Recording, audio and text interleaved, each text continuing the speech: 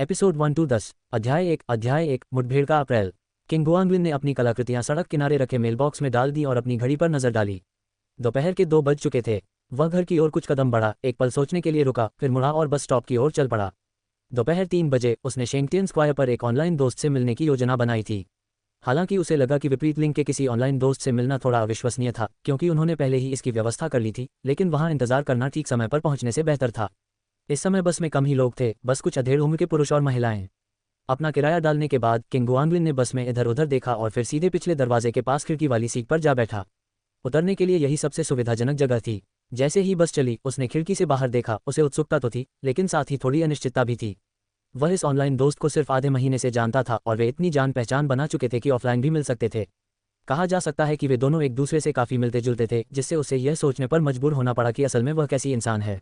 वह जानता था कि ऑनलाइन और असल जिंदगी में बहुत फर्क है। निराशा होना आम बात थी। और बातचीत की शुरुआत और मुलाकात का सुझाव भी उसी ने दिया था। निराशा के लिए तैयार रहने के साथ साथ उसे किसी भी संभावित धोखाधड़ी से भी सावधान रहना था। लुओ शहर न तो बहुत बड़ा था और न ही बहुत छोटा, और इस समय वहां कोई ट्रैफिक भी नहीं था। किंग गुआंगलिन को अपने घर के पास वाले बस स्टॉप से शेंगटियन स्क्वायर पहुंचने में आधे घंटे से भी कम समय लगा। 2:30 बजने में 3 मिनट बाकी थे। वह पिछले दरवाजे से उतरा और तैरते हुए विलो कैटेकिन्स को दूर भगाया। अप्रैल के विलो कैटेकिन्स बर्फ के टुकड़ों की तरह बह रहे थे, जो काफी परेशान करने वाले थे। वे किसी खास मुलाकात की जगह पर सहमत नहीं हुए थे, सिर्फ शेंगटियन स्क्वायर पर। किंग गुआंगलिन ने यूं ही इधर उधर देखा, सोचा कि धूप में बस स्टॉप के साइन के नीचे खड़े रहना ठीक नहीं होगा, इसलिए उसने इंतजार करते हुए पास की एक दूध वाली चाय की दुकान पर बैठने का फैसला किया। Ding dong. वह भी 2 कदम ही चला था कि उसका फोन बज उठा और एक संदेश आया।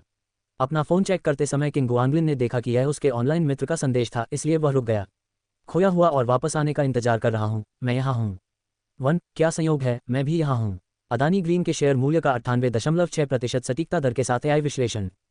PP stock. पब फ्यूचर द्वारा विज्ञापन। खो गए हैं और वापस आने का इंतजार कर रहे हैं। आपने किस रंग के कपड़े पहने हैं? वे केवल एक दूसरे की उम्र और लिंग जानते थे। उन्होंने कभी एक दूसरे के साथ फोटो का आदान प्रदान नहीं किया था, इसलिए उन्हें एक दूसरे को पहचानने के लिए कपड़ों पर निर्भर रहना पड़ता था। उसने ऊपर देखा और टाइप करने से पहले चौकोर को देखा। हल्के स्लेटी रंग की शर्ट, काली पैंट, बिल्कुल साधारण। आपने क्या पहना है? भेजना। चौक पर एक नज़र डालने पर कई आदमी स्लेटी शर्ट और काली पैंट पहने दिखाई दिए। ये रंग संयोजन बहुत आम था। हाय फॉरेस्ट। कुछ सेकंड बाद उसके पीछे से एक स्पष्ट धीमी आवाज सुनाई दी। किंग गुआंगलिन ने मुड़कर देखा तो वहां लंबे बालों वाली एक लड़की खड़ी थी और उसे गौर से देख रही थी। खो गए हो और वापस आने का इंतजार कर रहे हो? उसने अपने ऑनलाइन मित्र को ध्यान से देखते हुए पूछा। उसका मेकअप बहुत ही साधारण था। उसने सफेद लंबी बाजू की शर्ट पहनी थी जिसके कॉलर का एक बटन खुला था, जिससे उसकी कॉलरबोन का कुछ हिस्सा साफ दिखाई दे रहा था। उसने क्रॉप्ड पैंट और बेज रंग के कैजुअल जूते पहने थे। हाँ, क्या आप हाथ मिलाना चाहते हैं? वह हल्की सी मुस्कुराई और बाकी सब चीजों से बेपरवाह किंग गुआंगलिन के चेहरे को देखती रही। जैसे ही विलो कैटेकिन्स उनके बीच बह रहे थे, किंग गुआंगलिन ने उसके पीछे बस स्टॉप के साइन बोर्ड को देखा और अपना सिर हिलाया। इतना औपचारिक नहीं है ना? तुम कहाँ से आए हो? वेस्ट सिटी, स्कूल से। वह 2 कदम आगे बढ़ी और चौक की ओर इशारा किया। क्या हम घूमकर आएं? किंग गुआंगलिन ने सिर हिलाया। उन्होंने पहले भी बातचीत में बताया था कि वह लुओ सिटी यूनिवर्सिटी में पढ़ रही है और ग्रेजुएट होने वाली है। मेरा नाम किंग गुआंगलिन है, और आपका? उसने अपनी गति धीमी की और शेंगटियन स्क्वायर की ओर उसके साथ साथ चलने लगा। मेरा नाम हे फांग है। वह अचानक हाथ पीछे करके पलटी, अच्छे मूड में लग रही थी, उसकी आंखों में मुस्कान थी। आपसे मिलकर अच्छा लगा, किंग गुआंगलिन। पब फ्यूचर द्वारा विज्ञापन। पब फ्यूचर विज्ञापन। आपसे मिलकर मुझे भी अच्छा लगा। किंग गुआंगलिन हे फोन को देखते ही थोड़ा हतप्रभ रह गया। ये स्थिति उसकी कल्पना से बिल्कुल अलग थी, कुछ ज्यादा ही सहज लग रही थी। उसकी नज़र देखकर हेफांग ने उसे एक चमकदार मुस्कान दी, फिर मुड़कर चलने लगा। मेरा निमंत्रण स्वीकार करने के लिए धन्यवाद। चलिए, मैं आपको दूध वाली चाय पिलाता हूँ। निमंत्रण स्वीकार करने के लिए उसे धन्यवाद। धन्यवाद देने की क्या बात थी? किंग गुआंगलिन ने उसकी चाल का अनुसरण किया और उस छोटे से काम पर ज्यादा ध्यान नहीं दिया। वह तो बस एक कप दूध वाली चाय थी। वे शेंगटियन चौक के पश्चिमी द्वार तक चले गए। हेफोन रुका और इधर उधर देखते हुए बोला, दूध वाली चाय की दुकान पूर्वी द्वार पर है। क्या तुम यहाँ अक्सर नहीं आते? ओह, मैं अक्सर वेस्ट सिटी में ही रहता हूँ और इस तरफ कम ही आता हूँ। हेफैंग माफी मांगते हुए मुस्कुराया। चलो पूर्वी गेट की तरफ चलते हैं। दूध वाली चाय की दुकान का नाम ग्रीन ऑरेंज टाइम था और साज सज्जा साधारण थी। प्रवेश द्वार छोटा था, लेकिन अंदर से विशाल ताजगी भरी ठंडक उनका स्वागत कर रही थी। एक कुमकुवट लेमन टी, कम बर्फ कम चीनी। हेफैंग मेन्यू देखे बिना ही काउंटर के सामने खड़ा हो गया। और एक। वह रुकी और किंग गुआंगलिन की ओर सिर घुमाया। तुम क्या लोगे?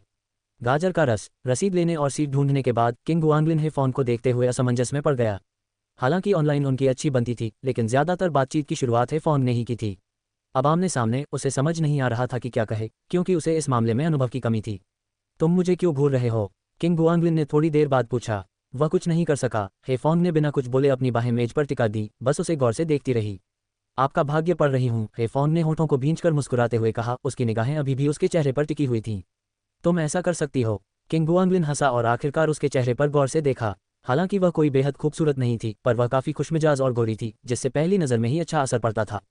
पब फ्यूचर विज्ञापन। हल्के से ब्लश से उसका रंग स्वस्थ लग रहा था, हालांकि आंखों के आसपास हल्के काले घेरे दिखाई दे रहे थे। कल रात ठीक से नींद नहीं आई। हाल ही में थोड़ी अनिद्रा हो गई है, उसने जवाब दिया। फिर काउंटर से कॉल आई कि उनका ऑर्डर तैयार है। मैं इसे ले आऊंगा। किंग गुआंगलिन खड़ा हुआ, अपने पे लेने के लिए काउंटर पर गया और मुड़ा तो पाया कि हेफॉन्ग उसे देख रही थी। उसका सिर थोड़ा मुड़ा हुआ था, उसकी नज़रें उससे हटी नहीं रही थीं। क्या मैं इतना आकर्षक हूँ? किंग गुआंगलिन को हैरानी हुई जब वह ड्रिंक्स लेकर लौटा और उसके सामने कुमेक्वाट लेमन टी रखते हुए बोला, आज क्लास नहीं है, बस बातचीत कर रहा हूँ। हेफांग ने एक छोटा सा घूंट लिया और उसकी तरफ देखा। लगभग ग्रेजुएट हो गया हूँ, ज़्यादा क्लासेस बाकी नहीं हैं। अब ज़्यादातर अपनी थीसिस पर काम कर रहा हूँ। ओह, किंग गुआंगलिन ने सिर हिलाया। आपका मुख्य विषय क्या है? साहित्य। यह अच्छा है। हाँ, हेफांग ने उसके होठों पर मुस्कान ला दी, मानो उसकी हल्की फुल्की बातचीत और जवाबी सवाल जवाब से उसे मजा आ रहा हो। और तुम अभी से काम कर रही हो? कुछ कुछ, उसने सोचा। मुख्यतः ग्राहकों के लिए कलाकृतियां बनाना। जब काम हो तब काम करना, वरना बस खाली बैठना फ्रीलांसर माना जाता है। इसे तो काम ही माना जाना चाहिए, है ना? फिर भी यह अस्थिर था और कोई उचित काम नहीं लग रहा था। कुछ कुछ डेट जैसा, उसने धीरे से कहा। क्या? किंग गुआंगलिन अभी भी सोच रहा था कि क्या उसके फ्रीलांस कमीशन को काम माना जाएगा। मैंने कहा था कि तुम बहुत गंभीर लग रहे हो। ओह, शायद ऐसा इसलिए है क्योंकि तुम मुझे घूर रहे थे, जिससे मैं थोड़ा घबरा गया। वास्तव में थोड़ा संकोची, आराम करने में असमर्थ। उसने गाजर के रस का एक बड़ा घूंट लिया और खुद को राहत देने की कोशिश की। मेरा भाग्य कैसा है? बहुत अच्छा, बिल्कुल सही। अध्याय 2 सड़क पार करते समय ट्रैफिक लाइट बदलने का इंतजार करें। बैककोट। Ding dong. कोने में रखे फोन की घंटी बजी, लेकिन किंग गुआंगलिन ने उसे सुना नहीं, बल्कि ड्राइंग बोर्ड पर रेखाचित्र बनाना जारी रखा। जब वह पेंटिंग करते थे तो संदेशों पर कम ही ध्यान देते थे। अगर कोई ज़रूरी काम होता तो लोग मैसेज भेजने के बजाय फ़ोन करते थे। ड्राइंग बोर्ड पर एक सुंदर लड़की फूलों के बीच खड़ी थी, उन्हें सूंघने के लिए नीचे झुकी हुई थी और एक हाथ से उसने अपने बालों को कान के पीछे थोड़ा सा छिपा रखा था। हेफॉन्ग से पहली मुलाकात को 1.5 महीना हो गया था और इस दौरान वे हफ्ते में एक बार एक दूसरे से मिलते रहे थे। पहली मुलाकात थोड़ी अजीब और तनावपूर्ण थी, दूसरी मुलाकात तक दोनों के बीच वो अपरिचितता का एहसास पूरी तरह से खत्म हो चुका था। लड़की की स्कर्ट के हेम की रूपरेखा तैयार करने के बाद किंग गुआंगलिन ने राहत की लंबी सांस छोड़ते हुए अपने काम का मूल्यांकन करने के लिए कुछ कदम पीछे हट गए। उस लड़की ने उसे एक अद्भुत, अवर्णनीय एहसास दिया, जो अपने जीवंत बाहरी रूप के नीचे एक कोमल बौद्धिकता छिपाए हुए थी। इस बौद्धिकता ने उसे उनके साथ बातचीत में असाधारण रूप से सहज महसूस कराया।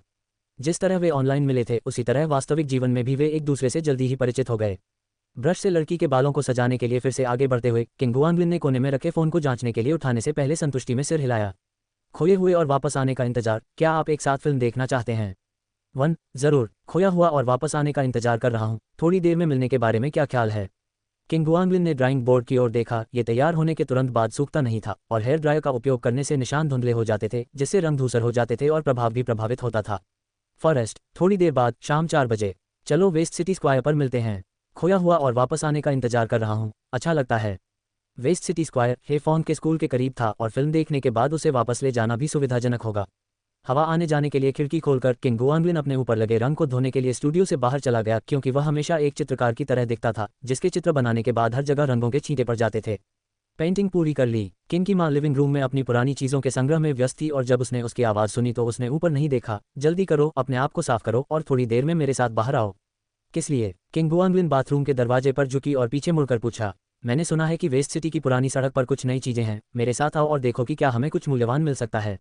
क्या चाची वांग ने तुम्हें ये बताया? मुझे कुछ काम है, उनसे कहो कि वे तुम्हारे साथ चलें।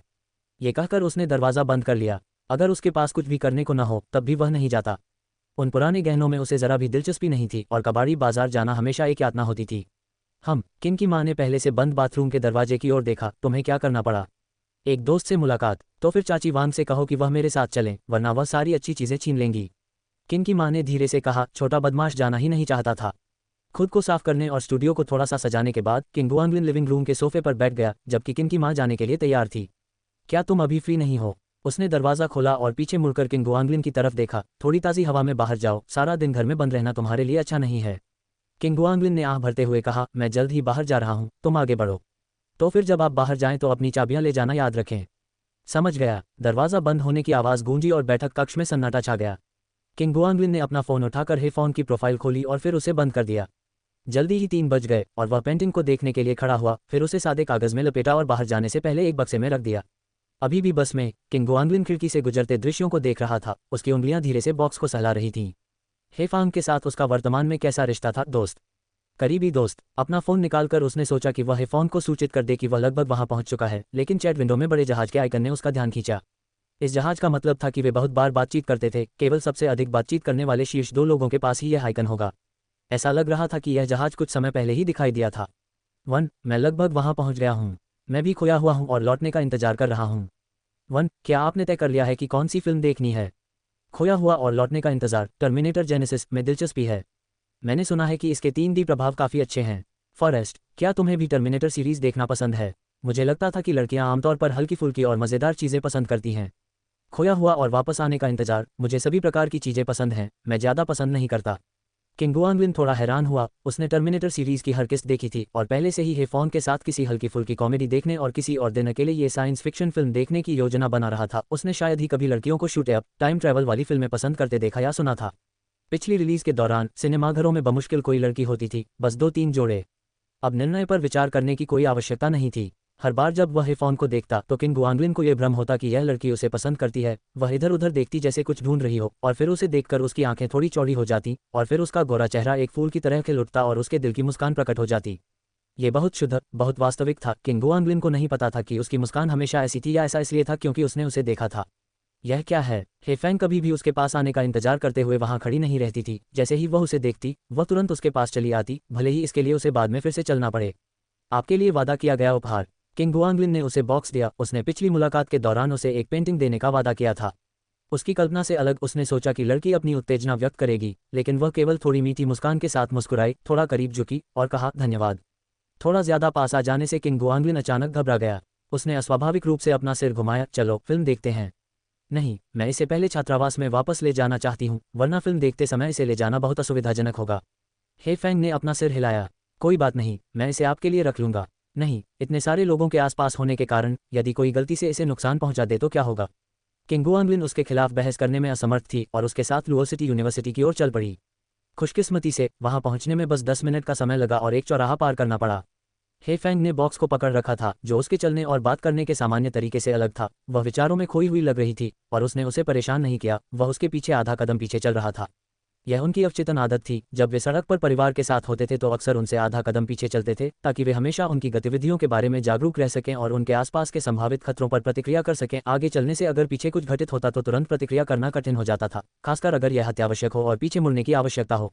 ट्रैफिक लाइट पर किंग गुआंगलिन ने दोनों तरफ देखा। कोई कार नजर नहीं आ रही थी। उसे बस कुछ ही कदम आगे बढ़ना था, जबकि लाल बत्ती का मतलब था लंबा इंतजार।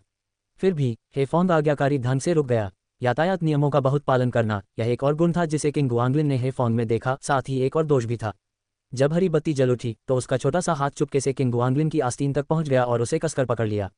हे फैंग हर बार सड़क पार करते समय घबरा जाता था। उसे अपनी आस्तीन पकड़नी पड़ती थी। फिर वह सड़क पार करने से पहले ये सुनिश्चित करने के लिए चारों ओर देखता था कि कोई कार तो नहीं आ रही है। बैककोट बैककोट बैककोट। अध्याय 3। सादे कपड़ों में अधिकारी निगरानी और ट्रैकिंग शुरू करते हैं। लुओ सिटी यूनिवर्सिटी काफ़ी बड़ी थी। जब तक किंग गुआंगलिन पेंटिंग लगाकर बाहर निकला तब तक 5 बज चुके थे। कदम पीछे खींचते हुए वह फिर से ट्रैफिक लाइट पर पहुंच गया। अपनी आस्तीन पर रखे छोटे से हाथ को देखकर किंग गुआंगलिन को अचानक पछतावा हुआ। इतनी गर्मी में उसने छोटी आस्तीन वाली कमीज क्यों नहीं पहनी? उसने यह मानने से साफ इनकार कर दिया कि वह अनुचित व्यवहार कर रहा है। वह सिर्फ ये देखना चाहता था कि अगर आस्तीन न हो तो वह कहाँ से पकड़ेगी उसकी कमीज का किनारा। ये सोचते हुए उसने हे फोंग के चेहरे की ओर देखा तो उसने पाया कि वह उसे संदेह की दृष्टि से देख रही थी। तुम क्या सोच रहे हो? हे फैंग की नज़र उसकी आस्तीन पर गई और फिर वापस उसकी ओर। कुछ नहीं। किंग गुआंगलिन ने उसकी आंखों से नजरें चुराते हुए ट्रैफिक लाइट देखने का नाटक किया। सचमुच? हे फैंग हंसा, फिर उसका छोटा सा हाथ आगे बढ़ा और उसने उसका हाथ पकड़ लिया। ये नर्म था, थोड़ा ठंडा था। किंग गुआंगलिन का दिल अचानक धड़क उठा। उसकी हिम्मत नहीं हुई कि वह उसकी तरफ देखे। वह एक पल के लिए झिझका, फिर धीरे से अपनी पकड़ मजबूत कर ली। उसने चुपके से सांस ली। 20 साल की उम्र में और सिर्फ हाथ पकड़े हुए, इसमें घबराने वाली क्या बात है? लेकिन हाथ पकड़ना, क्या ये दोस्ती से बढ़कर था? क्या ये दोस्ती से बढ़कर नहीं था? ये दोस्ती से अधिक होना चाहिए, है ना? हरी बत्ती। हे फोंग ने उसे बगल से याद दिलाया। ओह चलो चलें। किंग गुआंगलिन ने सहजता से उसकी ओर देखा, फिर सीधा खड़ा हुआ और सड़क पार करने पर ध्यान केंद्रित किया। हे फैंग को ऐसा लग रहा था जैसे उसने कुछ मनोरंजक खोज लिया हो, क्योंकि वह शरारती ढंग से मुस्कुरा रही थी। चौराहा पार करने के बाद उसने स्वाभाविक रूप से उसका हाथ छोड़ दिया। क्या तुम्हें भूख लगी है? खाने का समय हो गया है, तुम क्या खाना चाहते हो? किंग गुआंगलिन ने चुपचाप अपना हाथ अपनी पैंट पर रगड़ा। उसकी हथेली पसीने से भीगी हुई थी, इसलिए बेकार थी। चलो इस तरफ चलते हैं। हेफोंग ने अगुवाई की और किंग गुआंगलिन को मोड़ों से गुजारते हुए तब तक ले गया जब तक वे चौक के कोने में स्थित एक पारिवारिक रेस्तरां में नहीं पहुंच गए। ये वाकई घर का बना खाना था। वहां कोई आधिकारिक बोर्ड भी नहीं था, बस एक लकड़ी के बोर्ड पर 5 टेढ़े मेढ़े शब्द लिखे हुए थे, शाओ का घर का बना रेस्टोरेंट। मुझे उम्मीद नहीं थी कि तुम मुझे यहाँ लाओगे। किंग गुआंगलिन ने चारों ओर देखा, वह उस जगह से बहुत परिचित था। विश्वविद्यालय में रहते हुए वह अक्सर दोस्तों के साथ यहाँ खाना खाता था। खाना स्वादिष्ट और भरपूर होता था और मालिक उनका बहुत ख्याल रखता था। कभी कभी वे रात में स्कूल में खाना भी पहुंचाते थे। 2 साल पहले स्नातक होने के बाद भी जब भी आसपास होता वह खाना खाने आता था। काफी समय हो गया जियाओकिन। मालिक एक हट्टा कट्टा 200 पाउंड वजनी तेज आवाज वाला आदमी था जिसने किंग गुआंगलिन का गर्मजोशी से स्वागत किया। आज आप क्या खा रहे हैं? चाचा शाओ, किंग गुआंगलिन ने मुस्कुराते हुए जवाब दिया। मैं मेनू देख लूंगा, आप आगे बढ़ें और अपना काम करें। गर्लफ्रेंड को खाने पर ला रहे हो? लो पहले चाय पी लो। अंकल शाओ चाय का बर्तन लाते हुए खिलखिलाकर हंसे। उनका छोटा सा रेस्टोरेंट ज्यादा दिखावटी नहीं था, जगह भी ठीक नहीं थी और ज्यादातर नियमित ग्राहकों को ही खाना परोसता था। दोस्त जरा देख लो। हेफेंग ने मेनू आगे बढ़ाया और फिर बर्तन धोने के लिए चायदानी उठा ली। किंग गुआंगलिन ने मेन्यू उठाया। तिलापिया मछली, तली हुई गाजर, खीरे का सलाद। वह हेफोंग को देखे बिना नहीं रह सका। यही सब वह हर बार यहाँ ऑर्डर करता था। क्या उनकी रुचियां एक जैसी थीं? अंकल शाओ, ये रहा हमारा ऑर्डर। उसने एक नज़र डाली और मेन्यू वापस अंकल शाओ को थमा दिया। यहाँ खाने की मात्रा ज्यादा थी, उन दोनों के लिए काफ़ी से भी ज्यादा। ठीक है, मैं तुम्हारे लिए एक रसीला वाला चुनता हूँ। अंकल शाओ ने मेनू पर नज़र डाली, फिर रसोई की ओर चल पड़े। हम बिल्कुल समय पर पहुंच गए हैं। अगर हम 1 घंटा देर से पहुंचते तो ये जगह खचाखच भरी होती। किंग गुआंगलिन ने हेफोंग को बर्तन साफ करते हुए देखा और अंदर एक रहस्यमयी शांति का अनुभव किया। हेफोंग ने एक सौम्य मुस्कान के साथ सब कुछ खत्म किया, 2 कप चाय डाली और एक आगे बढ़ा दिया। मुझे वह पेंटिंग बहुत पसंद आई। शुक्रिया, क्या तुमने मुझे धन्यवाद नहीं दिया? किंग गुआंगलिन ने अपना सिर खुजलाया। कोई बड़ी बात नहीं। पीछे खाना पक रहा था और कुछ और टेबलों पर ग्राहक आ गए। इंतजार के लिए माफ करना। अंकल शाओ ने तिलापिया मछली मेज पर परोसी। बेटी, चावल वहाँ है, तुम खुद परोस सकती हो या इस आदमी से मदद ले सकती हो। किंग गुआंगलिन पर एक नज़र डालते हुए अंकल शाओ ने दूसरों का अभिवादन किया। जियाओ बिन, आज काम जल्दी खत्म कर रहे हो। तुम क्या लोगे? मैं आपकी मदद करूंगी। किंग गुआंगलिन ने हेफोंग को उठने से रोकते हुए और चावल परोसने के लिए 2 कटोरे लेते हुए कहा। हेफोंग डाइट पर नहीं थी। चावल का एक पूरा कटोरा खत्म करने के बाद उसने किंग गुआंगलिन से आधा कटोरा और लाने को कहा। कुछ सूप ऑर्डर करना चाहोगे? किंग गुआंगलिन आमतौर पर सूप नहीं पीता था, लेकिन अचानक उसे लगा कि शायद उसे पता नहीं कि हेफोंग को इसकी आदत है या नहीं। चाय ठीक है। हेफेंग ने चावल का कटोरा नीचे रखा, अपने पेट को सहलाया। उसके चेहरे पर संतुष्टि का भाव था। फिर उसने तिलापिया मछली का एक टुकड़ा उठाया, हड्डियां निकाली और उसे किंग गुआंगलिन के कटोरे में डाल दिया। उसकी थोड़ी सी चौड़ी हुई आंखें देखकर हेफोंग ने एक पल के लिए सोचा, हम चलो इसे पेंटिंग के लिए धन्यवाद मान लेते हैं। इतना विनम्र होने की कोई ज़रूरत नहीं है। किंग गुआंगलिन को समझ नहीं आ रहा था कि क्या जवाब दे, इसलिए उसने अपने खाने पर ध्यान केंद्रित किया। एक मछली की हड्डियां निकाल रहा था, दूसरा चावल खोद रहा था और वे जल्दी से बिल भुगतान के समय पर पहुंच गए। इस बार मेरा इनाम। हेफेंग ने एक गुलाबी बटुआ निकाला और अंकल शाओ को बिल के लिए पुकारने लगा। किंग गुआंगलिन ने शांति से अपना मुंह पोंछने के लिए एक नैपकिन उठाया। वह आपसे कोई शुल्क नहीं लेगा, इसे दूर रख दीजिए। यह 80 होगा। 80 ठीक है। निश्चित रूप से। अंकल शाओ ने किंग गुआंगलिन को निराश नहीं किया, सीधे उनके सामने खड़े होकर हाथ बढ़ाया। हेफेंग को कोई फर्क नहीं पड़ा। उसने अपने बैग से एक छोटा सा आईना निकाला, उसमें देखा, फिर थोड़ा लिप बाम लगाया। तो मैं बाद में मूवी टिकट खरीद लूंगी। बाहर निकलकर देखा तो सूरज ढल चुका था, लेकिन आसमान अभी भी उजला था। दिन का सबसे सुहाना समय था, न ठंड थी न गर्मी। किन की माँ एक छोटी सी सूंघने वाली बोतल पकड़े हुए चाची वांग के साथ चौक से होते हुए वापस जाने के लिए तैयार होकर संतुष्ट होकर चल रही थी। ये वैसे भी तुम्हारा है, मुझे इसे कुछ दिनों के लिए उधार दे दो। चाची वांग खाली हाथों से किन की माँ के हाथ में सूंघने वाली बोतल को ईर्ष्या से देख रही थी। उधार नहीं लेना। किन की माँ ने गर्व से अपना सिर हिलाया। ओह, ये छोटी सी चीज़ शायद मिंग के अंत या किंग के शुरुआती दौर की है, मुझे इसका अध्ययन करना है। देखो तुम कितने कंजूस हो। चाची वांग थोड़ी नाराज हुई। हाल ही में उन्हें अच्छी चीज़ें नहीं मिल रही थी और किन की माँ उन्हें छीनने में कामयाब हो गई। किन की माँ और भी खुश हो गई। अरे, पिछली बार जब मैंने सिगरेट होल्डर उधार लिया था तब भी तुम इतने ही कंजूस थे। इसे कहते हैं हम। वहाँ वाला तो आपके लड़के जैसा दिखता है। चाची वांग ने अपनी ठुड्डी आगे की ओर झटकते हुए बीच में ही टोक दिया। लिन, कहाँ? किन की माँ ने दूर से देखा और जल्दी से उसे पहचान लिया। अरे, ये तो वही है। चलो उसे अपना खजाना दिखाते हैं। उसके बगल वाली लड़की कौन है? ओह, किन की माँ स्थिर खड़ी रही और चाची वांग के साथ एक नज़र का आदान प्रदान किया। अविश्वसनीय। चाची वांग हाथ हिलाकर आवाज लगाना चाहती थी, लेकिन किन की माँ ने उन्हें जल्दी से पीछे खींच लिया। घूम गई, फिर चुपके से झांका। उसका व्यवहार दुश्मन पर निगरानी रखने वाले एक गुप्त एजेंट जैसा था। क्या कर रही हो? चलो नमस्ते कहो और उससे मिलो। चाची वांग ने अपनी आस्तीनें सीधी की। किन की माँ ने चुप रहने का इशारा किया। चुप रहो, देखते हैं वे क्या कर रहे हैं। अध्याय 4। सिनेमा एक ऐसी जगह है जो लोगों को बेचैन कर देती है। कृपया टर्मिनेटर के लिए 2 टिकट दीजिए। हेफोंग काउंटर पर टिकट खरीद रहा था, जबकि किंग गुआंगलिन पॉपकॉर्न स्टैंड पर घूम रहा था। 2 मीडियम। अरे नहीं, एक बड़ी बाल्टी बना दो। उसने कोला भी लेने के बारे में सोचा, लेकिन उसे एहसास हुआ कि फिल्म के दौरान उसे संभालना बहुत मुश्किल हो सकता है। टिकट खरीदने के बाद हे फॉन्ग वहां गया, पॉपकॉर्न की बड़ी बाल्टी को देखा, फिर किंग गुआंगलिन को देखा, भौहें उठाई और पूछा, क्या आप ही नहीं थे जो हमें ये फिल्म दिखा रहे थे? लेकिन टिकट तो तुमने खरीदे थे ना? किंग गुआंगलिन ने पॉपकॉर्न का एक टुकड़ा मुंह में डाला। पॉपकॉर्न अभी भी गर्म और कुरकुरे थे, मीठे और कुरकुरे। क्या तुम संतरे का जूस लोगे या कोला? उद्धरण चिन्ह डॉट डॉट डॉट। मुझे दूध वाली चाय चाहिए। हे फैंग ने उसके दिए गए विकल्पों में से कोई भी नहीं चुना और उसने भी पॉपकॉर्न का एक टुकड़ा मुंह में डाल लिया। फिल्म 20 मिनट में शुरू हो रही है। तुम थोड़ी देर यहीं बैठो, मैं दूध वाली चाय लेने अगली दुकान पर जाती हूँ। ठीक है। किंग गुआंगलिन ने इधर उधर देखा। इस छोटे से थिएटर में सिर्फ एक एलसीडी स्क्रीन थी जिस पर प्रमोशनल क्लिप चल रही थी। अगली बार वह शेंगटियन स्क्वायर थिएटर ही चुनेगा। ओह, वह उसे बताना भूल गया कि उसे केवल गाजर का रस पसंद है। वह एक झलक पाने के लिए खड़ा हुआ, लेकिन हे फॉन्ग पहले ही नजरों से ओझल हो चुका था। खैर, पीना तो पीना ही है। थिएटर के बाहर किम की माँ और चाची वांग चुपके से भागने ही वाली थी, तभी उन्होंने देखा कि युवती बाहर आ गई है, लेकिन उनके परिवार का युवक अभी भी अंदर था। दोनों ने एक दूसरे को देखा, यहाँ क्या हो रहा है? जब उन्होंने फिर से नजर घुमाई तो युवती उन्हें देख ली। वह कुछ पल रुकी, फिर चलती रही और एक दूध वाली चाय की दुकान में घुस गई। 40-40 वर्ष की दो आंटियों ने राहत की सांस ली, इसलिए वह दूध वाली चाय खरीदने के लिए बाहर चली गईं। वापस आकर उन्हें उस युवक को डांटना पड़ेगा। वहां बैठे बैठे एक लड़की को दूध वाली चाय खरीदने जाने देना। यकीन नहीं होता। चुपके से दोनों थिएटर के प्रवेश द्वार से हटकर चौक से बाहर निकल गए। उम्मीद नहीं थी कि तुम्हारा बच्चा चुपके से मूवी डेट पर निकल जाएगा। आंटी वांग ने किंग की माँ की तरफ देखा। लगता है अब तुम खुश हो, तुम्हारे सुअर ने पत्ता गोभी छीनना सीख लिया है।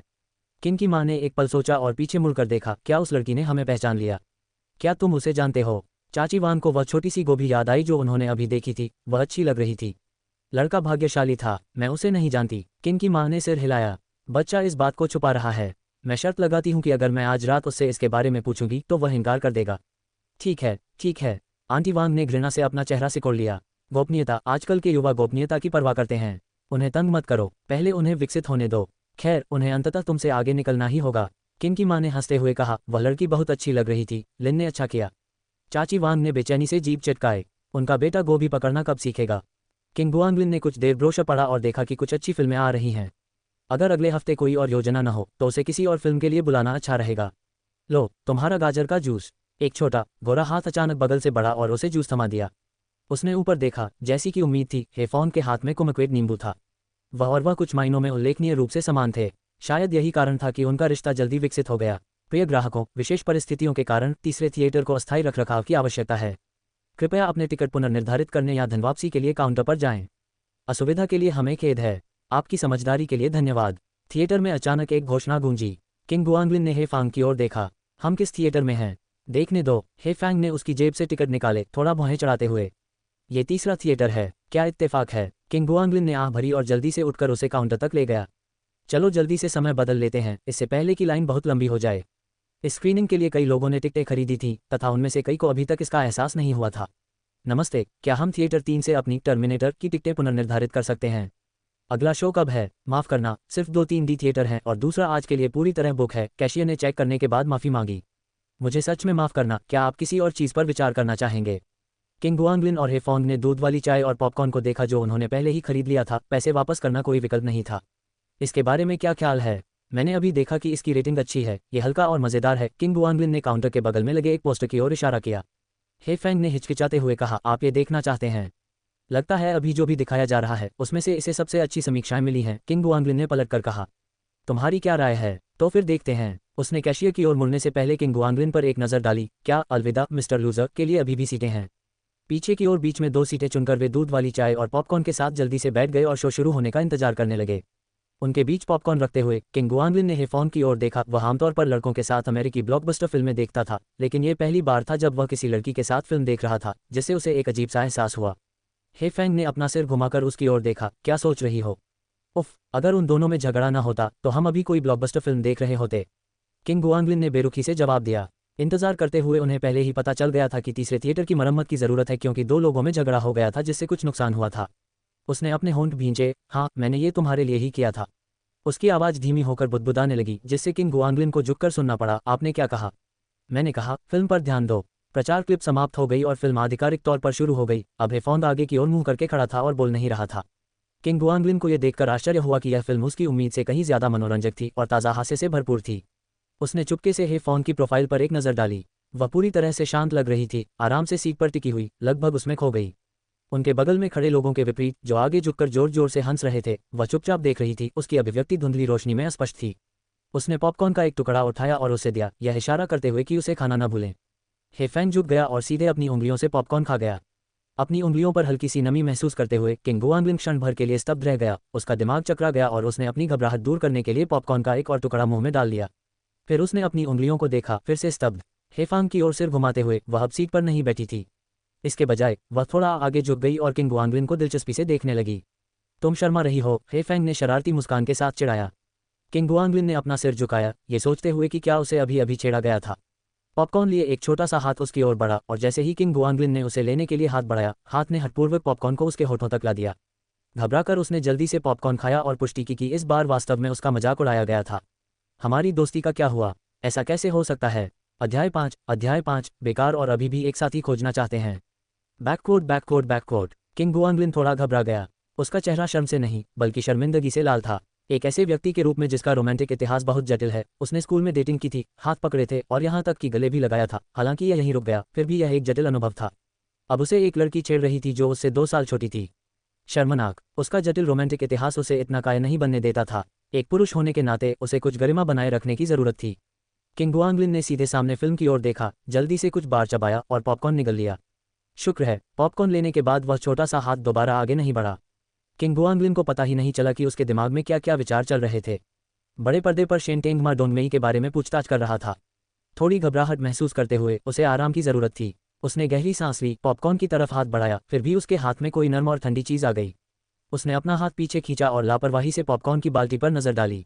एक छोटा सा हाथ पॉपकॉर्न निकाल रहा था और उसकी परिधीय दृष्टि में हे फांग अभी भी उसे देख रहा था। उन्होंने गाजर का जूस पीते हुए फिल्म पर ध्यान केंद्रित किया। तुम पॉपकॉर्न खाओ, हे फॉन्ग ने किंग गुआंगलिन से फुसफुसाते हुए कहा और उसके मुंह में डालने से पहले एक टुकड़ा अपनी आंखों के सामने लहराया। किंग गुआंगलिन को इस इशारे से एक खतरा महसूस हुआ। उसने उसकी तरफ देखा। क्या ये सिर्फ छेड़खानी तो नहीं थी? मर्दों को औरतों से डर कब से लगने लगा? हास्यास्पद। तो क्या हुआ अगर हम एक दूसरे को एक एक करके पॉपकॉर्न खिलाएं? उसे एहसास हुआ कि वह पहले बहुत डरपोक था। जितना ज्यादा वह उसकी परवाह करता, उतना ही वह हद से ज्यादा आगे बढ़ जाती, बस जानबूझकर। उसने खुद से कहा, शांत रहो, मैं जीत सकता हूँ। उसने खाने के लिए पॉपकॉर्न का एक टुकड़ा उठाया। हाँ, उसका स्वाद मीठा था। उसने एक और ले लिया। अभी भी मीठा था। फिल्म चलती रही, लेकिन हे फांग ने उसे परेशान करना बंद कर दिया। किंग गुआंगलिन ने देखा तो वह अभी भी उसे ही देख रही थी। हालांकि वह अब भी मुस्कुरा रही थी, लेकिन पहले वाली शरारती नजर गायब हो गई थी। तुम भी लो, उसने सहज भाव से उसे पॉपकॉर्न दिए। हे फैंग ने गंभीरता से अपने हाथ से एक पॉपकॉर्न लिया। फिल्म देखने के बाद शुरुआती उत्साह गायब हो गया था। किंग गुआंगलिन को लगा कि उसका दिमाग गड़बड़ा गया है, थोड़ा निराश। क्या चिढ़ाना बीच में ही बंद हो गया? उसने पहले ही सोच लिया था कि क्या जवाब देना है, लेकिन सामने वाला अचानक पीछे हट गया। ऐसा लगा जैसे बिना जवाब दिए ही डांट पड़ी हो, और जब तक आप कुछ कहने की सोचते तब तक वह व्यक्ति जा चुका था। ये कैसे हो सकता है? कितना पागल कर देने वाला। उसे पहले ही उसका हाथ पकड़ लेना चाहिए था और उसे अपनी योजना की असफलता का कड़वा स्वाद चखाना चाहिए था। फिल्म का दूसरा हिस्सा धुंधला था। किंग गुआंगलिन ने गंभीरता से देखा, लेकिन सारे चुटकुले समझ नहीं पाई। हे फॉन्ग अपना सिर घुमाए हुए किसी अनजानी बात के बारे में सोच रही थी। मैं तुम्हें वापस छोड़ दूंगा। जब फिल्म खत्म हुई तो किंग गुआंगलिन सिनेमा के प्रवेश द्वार के पास शौचालय के बाहर उसका इंतजार कर रहा था। तब तक लगभग 9 बज चुके थे। जरूर, हे फैंग ने फिर से उस पर मुस्कुराया और फिर आगे बढ़ गया जैसे कि कुछ हुआ ही ना हो। फिल्म कैसी थी? उसे समझ नहीं आ रहा था कि क्या कहे, बस हल्की फुल्की बातचीत करने की कोशिश कर रहा था। बुरा नहीं है। किंग गुआंगलिन ने यह कहने से खुद को रोका कि उसने बिल्कुल नहीं देखी, लेकिन उसे एहसास हुआ कि उसे सचमुच वह फिल्म पसंद नहीं आई। वह इस एहसास को समझ सकता था। अगर वह उसे एक परफॉर्मिंग आर्ट्स फिल्म को देख रहा होता तो शायद बोर हो जाता और खुद का मनोरंजन करने के तरीके भी ढूंढ लेता। शायद अगली बार मुआवजे के तौर पर उसे कोई और अच्छी फिल्म दिखाने ले जाना चाहिए। अगर आपको समय में पीछे जाना हो तो आप क्या करेंगे? किंग गुआंगलिन ने फिल्म का विषय याद किया। यह एक अच्छा विषय लग रहा था। हे फैंग ने अपना सिर थोड़ा नीचे किया। ऐसा कुछ कैसे हो सकता है? इसीलिए यह एक काल्पनिक बात है। वह हंसा। सब जानते थे कि यह नामुमकिन है, लेकिन इसके बारे में सोचने में कोई बुराई नहीं थी। और तुम क्या करोगे? हे फैंग एक ट्रैफिक लाइट के सामने रुका, जो हमेशा लाल होती थी जब भी वे वहां से गुजरते थे। किंग गुआंगलिन ने ऊपर देखा और सोचा, अगर वह समय में पीछे जा सकता तो जब वह उसे छेड़ रही होती तो वह उसका हाथ पकड़ लेता और पूरी तरह से पलटवार करता। बेशक वह जोर से नहीं कह सकता था। वह मुड़ा और हेफांग की तरफ मुस्कुराया, जो संयोग से वहीं देख रहा था। एक पल बाद किंग गुआंगलिन के हाथ में एक नर्म ठंडा सा हाथ दिखा। उसने उसे हल्के से दबाया। उसे अच्छा लगा। चलो चलें, उसने आग्रह किया। किंग गुआंगलिन वास्तविकता में वापस आ गया। उसने पाया कि हे फॉन्ग उसे उत्सुकता भरी निगाहों से देख रहा था। उसका चेहरा फिर से गर्म हो गया। उसे लगा कि वह समझ गई है कि वह क्या सोच रहा है, इसलिए उसने अपना हाथ बढ़ाया। उसने 2 बार हाथ भी दबाया। हाँ, इसे हम पहले की गई छेड़खानी का बदला कहेंगे। चौराहा सनकरा था और वे कुछ ही कदमों में पार हो गए। हे फॉन्ग ने उसका हाथ वापस खींचने की कोशिश की, लेकिन किंग गुआंगलिन ने उसे कसकर पकड़ रखा था और छोड़ा नहीं। उसने मुड़कर किंग गुआंगलिन की तरफ देखा, जो भी उसे देख रहा था। उसने फिर से उसे धीरे से दबाया। आरामदायक, शारीरिक और मानसिक दोनों दृष्टि से यह आरामदायक था। इसे ही उन्होंने बदला कहा था। किंग गुआंगलिन ने उसे देखकर मुस्कुराया, उसकी मुस्कुराहट चौड़ी और सच्ची थी। यह एक जटिल प्रेम इतिहास वाले व्यक्ति द्वारा देर से किया गया प्रतिशोध था। हे फैंग भी मुस्कुराए, मानो उसे पता हो कि वह क्या सोच रहा है। उसने अपना सिर घुमाया और बिना हाथ हटाने की कोशिश किए आगे बढ़ गई। किंग गुआंगलिन के अंदर जीत का एहसास उमड़ पड़ा। तभी उसे अपनी हथेली पर उसके नाखून से हल्की खरोंच महसूस हुई। बस उस हल्के स्पर्श ने, जैसे उसके दिल में गुदगुदी कर दी हो, उसे झंझनाहट से भर दिया। वह घबरा गया, उसका दिल तेजी से धड़कने लगा। हे फैंग ने उसकी तरफ देखा, चलता रहा और फिर हल्के से खुजलाया। किंग गुआंगलिन घबरा गया, उसे फिर से प्रतिकार का एहसास हुआ। यह क्या था? क्या उसकी योजना विफल हो गई? वे छात्रावास की इमारत की ओर चल पड़े और किंग गुआंगलिन को अभी भी अपनी जीत को बरकरार रखने का कोई सही तरीका नहीं सूझ रहा था। वह जाने को तैयार नहीं था, अपनी कड़ी मेहनत से अर्जित जीत को किसी और को सौंपने को तैयार नहीं था। क्या तुम मुझे जाने देने को तैयार नहीं हो? हे फैंग पीछे मुड़ी, उसकी मुस्कान उसे चिढ़ा रही थी। फिर उसने अपनी छोटी उंगली से उसकी हथेली को हल्के से खरोंच दिया। उसकी हथेली से होते हुए बांह तक, फिर सीने तक झुंझुनी की एक लहर दौड़ गई। अचानक उसने उसका हाथ छोड़ दिया, उसका दिल बेकाबू होकर धड़क रहा था। मैं किंग गुआंगलिन को लगा कि उसका समृद्ध अनुभव उसे विफल कर रहा है, मानो वह शर्माने वाला हो। हे फैंग करीब आया, उसकी आंखों में देखा। मुझे तुम पसंद हो किंग गुआंगलिन। चलो डेट पर चलते हैं। उसकी गर्म सांसें उसके गले को छू गईं। किंग गुआंगलिन ने या तो सोचा कि उसने गलत सुना है या फिर अचानक आए भावनात्मक प्रभाव से बचने के लिए सहज भाव से कहा हूँ। उसके होठों पर एक मुलायम सुगंधित स्पर्श महसूस हुआ, उसके बाद हल्की ठंडक, फिर एक हल्का सा काटने का एहसास हुआ। हे फैंग सीढ़ियों से ऊपर चला गया तो वह हक्का बक्का सा खड़ा रहा। किंग गुआंगलिन ने अभी तक अपनी सबसे अच्छी प्रतिक्रिया तय नहीं की थी। शहरमात, वह पराजित हो गया था। सहज ही अपना सिर घुमाकर उसने समय देखने के लिए अपनी कलाई उठाई। वह अभी भी तीन बस पकड़ सकता था। कठोर, सचमुच कठोर, पूर्ण नुकसान। घर लौटते समय किंग गुआंगलिन का दिमाग घूम रहा था, वह स्तब्ध था। क्या तुम वापस आ गए? किंग की मां ने अपने बेटे को अंदर आते देखा और उसे सामान्य से ज्यादा आकर्षक पाया। आज तुम क्या कर रहे थे? किंग गुआंगलिन ने अपने होंठ चाटे, बोलने को तैयार। अचानक उसे कुछ मीठा सा लगा, जैसे संतरे के स्वाद वाला लिप बाम। जूते उतारते हुए उसके हाथ मानो जम गए। किंग की मां को कोई जवाब नहीं मिला और उसने उत्सुकता से उसकी ओर देखा। जब वह अपने जूते लेकर रुका, क्या हो रहा है? किंग की मां की ओर देखते हुए उसने अपने होंठ थोड़े से खोले, फिर जूते नीचे रख दिए। कुछ नहीं, मैं सोने जा रहा हूँ। अब ये बात मुझे चिढ़ाने जैसी नहीं लगी। बैककोट। अध्याय 6 स्थिति नियंत्रण से बाहर हो गई है। बैककोट। सुबह के 8 बजे अनिद्रा से पीड़ित किंग गुआंगलिन आंखों के नीचे काले घेरे लिए बिस्तर पर लेटा था। उसने हे फोन की प्रोफाइल फोटो खोली, फिर बंद कर दी। उसकी निजी जानकारी खोली, फिर बंद कर दी। कई बार उन्होंने संदेश टाइप किया, लेकिन उसे डिलीट कर दिया। अब क्या हो रहा था? क्या उसने और उसकी डेटिंग शुरू कर दी थी, या कल की प्रतिक्रिया की कमी ने उसे रद्द कर दिया था? किंग गुआंगलिन ने सोचा, अगर पिछली रात धीरे धीरे उलझन में डूबी थी, तो अब वह पूरी तरह जाग चुका था। पिछली रात कोई खास संघर्ष नहीं था, दोनों में से कोई भी परेशान नहीं था। हेफांग की वजह चाहे जो भी हो, उसे साफ पता था कि उसका गहरा लगाव धीरे धीरे बाहर आ रहा था। किसी को केवल 2 महीनों में पसंद करना अविश्वसनीय रूप से तेज लगता है, लेकिन अगर ये पसंद नहीं होता तो कौन किसी के साथ 800 संदेशों के लिए पूरा दिन चैट करने में बिताता?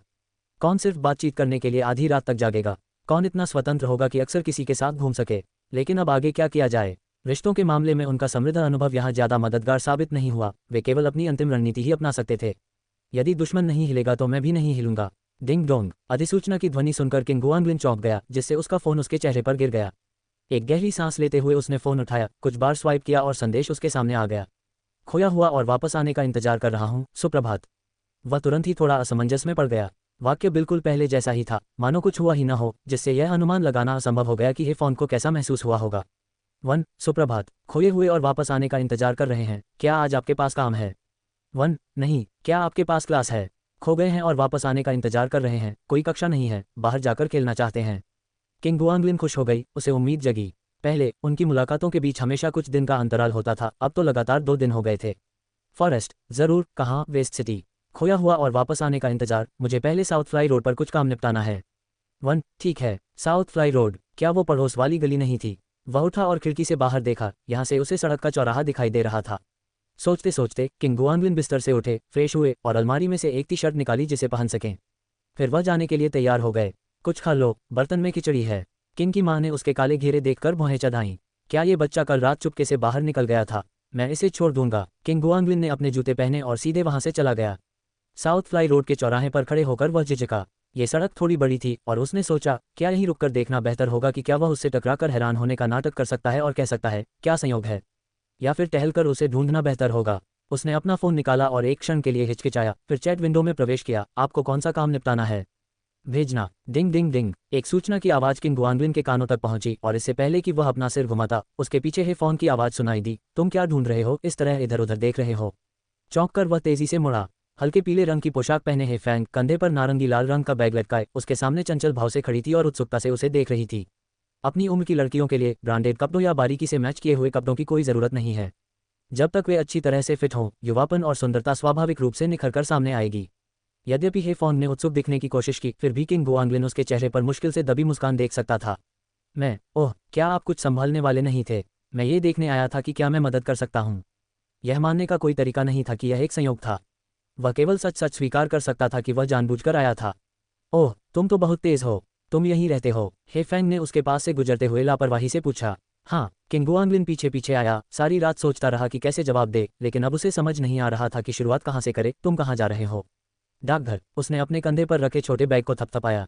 एक पांडुलिपि भेज रही हूँ। तुम इतनी दूर कुछ मेल करने आए हो? किंग गुआंगलिन ने सिर खुजलाया। क्या वेस्ट सिटी में भी कोई नहीं है? क्या इसकी इजाज़त नहीं है? हे फांग ने उसे एक नज़र देखा। कल रात ठीक से नींद नहीं आई। किंग गुआंगलिन ने अपनी बात रोकी। बहुत ज़्यादा मच्छर हैं। उसने हे फॉन्ग के चेहरे को ध्यान से देखा और पाया कि वह ऊर्जावान और जीवंत दिख रही थी, जिससे उसे थोड़ा उदास महसूस हुआ। लगता है तुमने अच्छी नींद ली। सुबह तक गहरी नींद सोई, बहुत आराम से। हे फैंग डाकघर पहुंच चुकी थी और उसने अपने बैग से पांडुलिपि कागज़ का एक मोटा ढेर निकाला। ये किस प्रकार की पांडुलिपि है? किंग गुआंगलिन थोड़ा उत्सुक था। एक उपन्यास। हे फांग ने जानकारी भरते हुए बताया, यह मैंने अपने खाली समय में लिखा है और इसे प्रकाशक को भेजने की कोशिश कर रहा हूँ। किंग गुआंगलिन ने एक पल सोचा। हो सकता है उसने बताया हो कि उसने साहित्य पढ़ा है। क्या आजकल के छात्र इतने प्रभावशाली होते हैं? अभी तक कॉलेज से स्नातक नहीं हुआ हूँ और पहले से ही इतना बड़ा उपन्यास लिखने में सक्षम हूँ। वह हे फॉन्ग की ओर देखता रहा, धीरे धीरे विचारों में खो गया। चलो चलें। हे फैंग ने उसे वास्तविकता में वापस लाने के लिए उसकी आंखों के सामने अपना हाथ लहराया। अरे हाँ, अब तुम मुझे अचंभित होकर देख रहे हो, हे फैंग ने चिढ़ाते हुए कहा। किंग गुआंगलिन ने उसकी नज़रों से बचते हुए अजीब तरह से अपना सिर घुमा लिया। नहीं, बस सोच रहा हूँ। हे फैंग ने मुस्कुराते हुए फिर विषय बदल दिया। अब जब हमारा काम हो गया है तो हमें कहाँ घूमना चाहिए? क्या आपके मन में कोई जगह है? उसने अपना सिर झुका लिया जैसे सोच रही हो। तुम्हारा घर पास में ही है। किंग गुआंगलिन थोड़ा उलझन में था। हाँ, ज़्यादा दूर नहीं। मैं देखना चाहता हूँ कि तुम अपनी पेंटिंग कहाँ बनाते हो। हे फैंग ने उसकी ओर देखा। किंग गुआंगलिन ने मुंह खोला। उसे एहसास हुआ कि उसकी माँ अभी भी घर पर ही है। किसी लड़की को वापस लाना शायद ठीक ना हो। क्या यह असुविधाजनक है? हे फैंग ने उसकी आंखों में देखा और थोड़ा झुककर कहा, यह तो बस एक कार्यस्थल है। ठीक है। वह मुस्कुराते हुए पीछे हट गया। ये यहाँ से ज़्यादा दूर नहीं है। तो फिर चलें। हे फैंग मुड़ा और चलने लगा। वह एक कोने से घूमकर किंग गुआंगलिन के घर के प्रवेश द्वार पर रुकी और उसकी ओर देखने लगी। किंग गुआंगलिन ने खुद को संभाला और दरवाजा खोलने के लिए चाबी निकाली। अंदर आ जाओ। वापस आ गए? तुम कहाँ? किंग की माँ लिविंग रूम में बैठकर अखबार पढ़ रही थी और जब उसने अपना सिर घुमाया तो बीच वाक्य में ही रुक गई। नमस्ते आंटी, मैं किंग गुआंगलिन हूँ। हे फॉन्ग ने विनम्रता से अभिवादन किया। एक दोस्त? यह मेरी दोस्त है, इसका नाम हे फॉन्ग है। किंग गुआंगलिन को समझ नहीं आ रहा था कि वह क्यों डर गया है और उसने जल्दी से उसकी बात मान ली। हे फैंग ने एक मनोरंजक मुस्कान के साथ उसकी ओर देखा। लिन के दोस्त है ना? बैठ जाओ। किंग की माँ असाधारण रूप से दयालु दिखी। उन्होंने किंग गुआंगलिन की ओर एक नज़र डाली और हे फॉन्ग को बैठने का इशारा किया। इस बच्चे में कुछ कौशल है, वह किसी को इतनी जल्दी घर ले आता है। मेरा स्टूडियो इस तरफ है। किंग गुआंगलिन ने किंग की माँ की बात अनसुनी कर दी और हे फॉन्ग को स्टूडियो की ओर ले गया। ठीक है आंटी। हे फैंग आज्ञाकारी ढंग से सोफे पर बैठ गया और उसने किंग गुआंगलिन के साथ स्टूडियो जाने का कोई इरादा नहीं दिखाया। तुम्हारे शिष्टाचार कहाँ हैं? लड़की को पीने के लिए भी नहीं दिया। किंग की माँ ने किंग गुआंगलिन को घूरते हुए कहा, जाओ एक कप ले आओ। खुद को परेशान करने की कोई ज़रूरत नहीं है आंटी, मुझे प्यास नहीं लगी है। हे फैंग ने हल्के से हाथ हिलाया। किंग गुआंगलिन चुपचाप एक कप लाने चला गया। किंग गुआंगलिन को घूरने के बाद किंग की माँ ने एक विशेष रूप से सौम्य मुस्कान के साथ अपना सिर पीछे कर लिया। इतना संकोची मत बनो। ये लड़का शायद ही कभी दोस्तों को आमंत्रित करता है, खासकर लड़कियों को। तुम पहले हो। हे फैंग ने शर्म से अपना सिर नीचे कर लिया। उसने बहुत पहले अपने स्टूडियो में आने की बात कही थी, बस अब तक समय नहीं मिला था। किंग गुआंगलिन ने अपनी आंखें बड़ी कर ली और पीछे मुड़ते हुए सोचा, मैंने ऐसा कब कहा था? क्या तुम ही नहीं आना चाहती थी? लगता है तुम दोनों एक दूसरे को काफ़ी समय से जानते हो। किंग की माँ ने धीरे से मुस्कुराना जारी रखा और बहुत पहले शब्द को समझ लिया। हाँ, गुआंगलिन मेरी सीनियर है। हे फैंग ने शर्म से अपना सिर नीचे करना जारी रखा। किंग गुआंगलिन ने कप लगभग गिरा ही दिया, ये स्वीकार करते हुए कि वे दोनों लुओ सिटी यूनिवर्सिटी से हैं और वह उसका सीनियर है। हालांकि वे एक दूसरे को 2 महीने से ज़्यादा समय से नहीं जानते थे। इतना भी समय नहीं हुआ था और गुआंगलिन कब से एक नाम बन गया। माँ, गलतफहमी मत करना। तो तुम भी लुओ सिटी यूनिवर्सिटी से हो? किंग की माँ की मुस्कान और भी गर्म हो गई। हाँ, इसी साल ग्रेजुएट हो रहा हूँ आंटी, मुझे बस हे फैंग कहो। हे फैंग का शर्मीलापन बढ़ता गया। ये लो थोड़ा पानी। किंग गुआंगलिन ने बड़बड़ाते हुए कप उन दोनों के सामने रख दिए। किंग की माँ ने उसे नापसंदगी भरी नज़र से देखा, फिर धीरे से पीछे मुड़ी। हे फैंग, है ना? अपना पेट भर लो, एक घूंट लो। धन्यवाद आंटी। हे फैंग ने कप लेकर धीरे से घूंट भरते हुए कहा। उसे तो मुझे शुक्रिया कहना चाहिए। मैंने डाला, मैंने परोसा। किंग गुआंगलिन चुपचाप इठलाते हुए सोफे पर बैठ गया और हेफांग से किंग की माँ की ओर देखने लगा। स्थिति में कुछ गड़बड़ लग रही थी, यह कोई सामान्य मेहमान जैसा नहीं लग रहा था। बैककोट बैककोट बैककोट। अध्याय 7 बंदर बहन गुवा ने इनको मात नहीं दे सकता। हेफॉन को अपनी गोद में हाथ रखे चुपचाप बैठे एक संकोची महिला की तरह देखकर किंग की माँ बहुत अच्छे मूड में थी। तुम जवान लोग बातें कर रहे हो, मुझे किराने का सामान खरीदने जाना चाहिए। हेफॉन, दोपहर के भोजन के लिए रुको, ठीक है? खुद को परेशान करने की कोई ज़रूरत नहीं है आंटी, मैं थोड़ी देर बैठूंगा और फिर वापस चला जाऊंगा। हेफेंग ने जल्दी से अपना छोटा सा हाथ हिलाया। क्या तुम्हारे पास बाद में कुछ है? किंग की माँ ने किंग गुआंगलिन की ओर देखा और पूछा। किंग गुआंगलिन ने अभी भी बातचीत को वापस पटरी पर लाने की कोशिश करते हुए सहज रूप से उत्तर दिया, वास्तव में नहीं। तो फिर दोपहर के भोजन के लिए रुको। तुम लिन के दोस्त हो, अजनबी मत बनो, बात तय हो गई। किंग की माँ टोकरी उठाने के लिए मुड़ी। हेफेंग ने उसके सामने पानी का गिलास खत्म कर दिया। ठीक उसी समय किंग की माँ टोकरी लेकर बाहर चली गई। चलो, मुझे अपना स्टूडियो दिखाओ। हेफेंग मुस्कुराते हुए खड़ा हो गया और किंग गुआंगलिन की ओर देखने लगा। इस तरफ किंग गुआंगलिन उठे और अपनी घड़ी देखी, अभी 11 भी नहीं बजे थे। लंच कैसा? बहुत कलात्मक माहौल है। हेफेंग अंदर आया और चारों ओर नजर दौड़ाए। ड्राफ्ट के कागज और स्याही हर जगह बिखरे पड़े थे, सिर्फ चित्रफलक के सामने का एक छोटा सा हिस्सा ही थोड़ा बहुत साफ सुथरा था। ओह, किंग गुआंगलिन ने अपना सिर खुजलाया, लेकिन हेफॉन्ग आगे बढ़ता रहा और जमीन पर पड़े फेंके हुए ड्राफ्ट को अलग करने के लिए नीचे झुका। अरे, जब मेरे पास समय होगा तो मैं इसे साफ कर दूंगा, वह जल्दी से बोला। वह दूसरों से अपनी सफाई कैसे करवा सकता है? तुम कूड़े का थैला बदल दो। वह कुशलता से आगे बढ़ी और फेंके हुए ड्राफ्ट, कागज और रंग परीक्षण वाले कचरे को बड़े करीने से छांटने लगी। उसने मुड़े हुए कागजों को भी चपटा करके नीचे रख दिया। थोड़ी देर बाद हेफॉन्ग खड़ा हुआ, फिर से चारों ओर देखा और कहा, ओह, अब बहुत बेहतर लग रहा है। धन्यवाद। किंग गुआंगलिन को मानना पड़ा कि यह उसके स्वयं के आयोजन से कहीं बेहतर था। इसे लंच के लिए मेरा शुक्रिया समझो। हेफेंग स्टूडियो से बाहर चला गया। तुम्हारा कमरा कौन सा है? मुझे अंदाजा लगाने दो। अरे, किंग गुआंगलिन ने आंखें चौड़ी कर लीं। क्या वह उसका बेडरूम भी साफ करने वाली थी? यही है ना? हेफेंग ने थोड़ा आंखें सिकुड़ी, अपना हाथ दरवाजे के हैंडल पर रखा, किंग गुआंगलिन की ओर देखा और अंदर चली गई। किंग गुआंगलिन जल्दी से उसके पीछे गया। वो असल में उसका कमरा था। वो उसे दोबारा सफाई नहीं करने दे सकता था। एक लड़की का एक लड़के के घर आना और उसके शयन कक्ष को साफ करना, ये कैसे समझ में आता है? हेफेंग ने अंदर आकर जैसा सोचा था वैसा साफ नहीं किया। वह बस वहीं खड़ी रही, कमरे का जायजा लेती रही और गहरी सांस लेती रही। क्या कमरे में कोई बदबू थी? किंग गुआंगलिन घबरा गया। उसने चुपचाप सांस ली, लेकिन उसे कोई गंध नहीं आई। वह रोज कमरे में हवा भरता था। मैं थक गई हूँ। हेफेंग ने हल्के से अपने निचले होंठ को काटा और अपना सिर घुमाकर किंग गुआंगलिन से कहा। इससे पहले कि किंग गुआंगलिन जवाब देती, वह 2 कदम आगे बढ़ी और बिस्तर पर गिर पड़ी। तो फिर तुम थोड़ा आराम करो। किंग गुआंगलिन ने अपनी नाक रगड़ी, उसे थोड़ा अजीब सा महसूस हो रहा था। हेफेंग बिस्तर पर लेटी हुई थी। उसने अपना सिर थोड़ा झुकाया, फिर बिस्तर पर थपथपाते हुए बोली, इधर आओ। किस लिए? किंग गुआंगलिन ने आगे बढ़ने से इनकार कर दिया। मैं तुम्हें नहीं खाऊंगी। उसने आंखें घुमाई। इन काले घेरों को देखो, बस थोड़ी देर लेट जाओ। किंग गुआंगलिन ने एक पल के लिए सोचा, ठीक है, यह उसका कमरा था, उसका बिस्तर था, तो डरने की क्या बात थी। धीरे धीरे वह भी बिस्तर पर रेंगता हुआ आया। सिर घुमाकर उसने हेफॉन्ग का चेहरा देखा। हेफेंग ने अपनी आंखें बंद करके सांस ली, फिर उन्हें फिर से खोला। हम एक ही बिस्तर पर लेटे हैं क्या? किंग गुआंगलिन तुरंत उठ बैठी। बकवास मत करो, हम बस आराम कर रहे हैं। तुम किस बात की चिंता कर रहे हो? ये तुम्हारा घर है, तुम्हारा कमरा है। हेफेंग ने धीरे से हंसते हुए कहा, मैं तो तुम्हें चिढ़ा रहा हूँ, चलो। किंग गुआंगलिन ने इनकार कर दिया और बिस्तर के सिरहाने घुटनों के बल बैठ गई। काफी देर तक हेफॉन्ग को देखती रही और झिझकते हुए बोली, कल रात। वो ठीक है। हेफेंग की आंखें थोड़ी सी खुली। तुमने कल रात मुझसे अपनी गलती स्वीकार की थी और मैं अभी भी सहमत नहीं हूँ। हाँ, ये नहीं, मैंने तुम्हें ये बात नहीं बताई। किंग गुआंगलिन लगभग उसकी बातों में आ गई और कुछ चिढ़कर जवाब दिया। तुमने हमारे छात्रावास के नीचे अपना अपराध स्वीकार किया था और उसके बाद मुझे चूमा था। हेफेंग ने फुसफुसाते हुए कहा, अपना चेहरा कंबल में छिपाते हुए। उसके छोटे पैर थोड़ा हिल रहे थे। एक क्षण के लिए किंग गुआंगलिन वास्तव में उलझन में था। क्या उसे पिछली रात के बारे में गलत याद था? क्या वह वास्तव में कबूल कर सकता था? अगले ही पल उसे वास्तविकता का एहसास हुआ कि ऐसी बात गलत कैसे याद की जा सकती है। किंग गुआंगलिन ने बस एक शब्द कहा और उसके समृद्ध डेटिंग अनुभव शुरू हो गए। एक लाइट बल्ब जला और उसने अपनी धुन बदल दी। ठीक है, क्या आप मेरी स्वीकारोक्ति स्वीकार करते हैं? तुमने मुझे पहले ही चुन लिया है। हेफेंग ने अपना सिर नीचे झुकाते हुए धीरे से कहा। तो वह झिझका, क्या अब हम डेटिंग कर रहे हैं? हेफेंग ने अपना सिर उठाया, सोचा, उसकी ओर देखा और धीरे धीरे उसके चेहरे पर मुस्कान फैल गई। अभी नहीं, तुम्हें फिर से प्रस्ताव करना होगा। किंग गुआंगलिन बिस्तर पर घुटनों के बल बैठ गया, उसकी तरफ देखते हुए। अब उसे उलझन महसूस नहीं हो रही थी। ठीक है। उसने अपना शरीर सीधा किया, हेफॉन्ग को गंभीरता से देखा और कहा, मुझे तुम पसंद हो। हेफॉन्ग, चलो डेट पर चलते हैं।